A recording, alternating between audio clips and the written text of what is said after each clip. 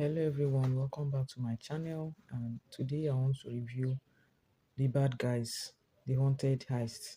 It's an animated movie, Hollywood animated movie, right? So in this one, it starts with the leader of the gang, the Wolf, telling the gang the story of a legendary thief, Reginald E. Scary, and how he had stole this crescent, and he cherished the crescent so much that he decided to lock himself in his house with that crescent.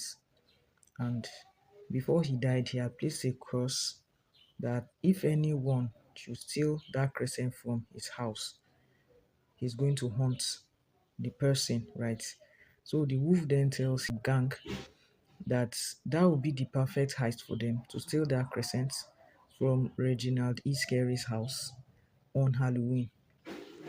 So when he says this, like his crew, they didn't want to agree with it. Some of them were scared, and then the others were like, the wolf wants to pull up another prank. They said whenever it's time for Halloween, the wolf always comes up with different pranks, and they say that this one is no different.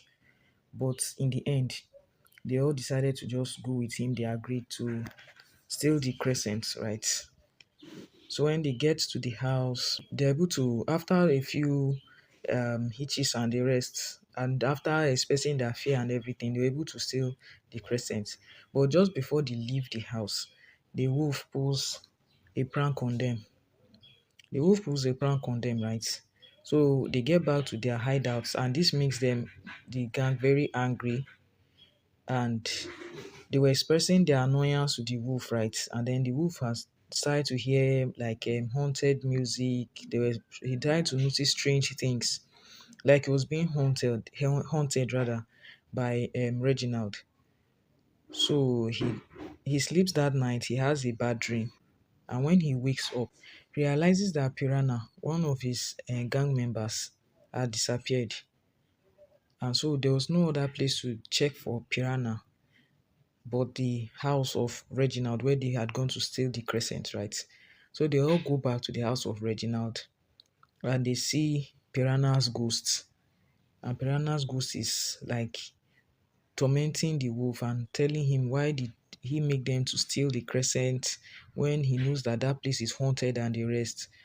And before the wolf realizes anything, he sees that some of the gang members have also become ghosts as well. So he goes to return the crescent, and Reginald E. Scary appears to him, and he starts to beg for the life of his gang. He begs Reginald E. Scary to return his gang members back to him, right?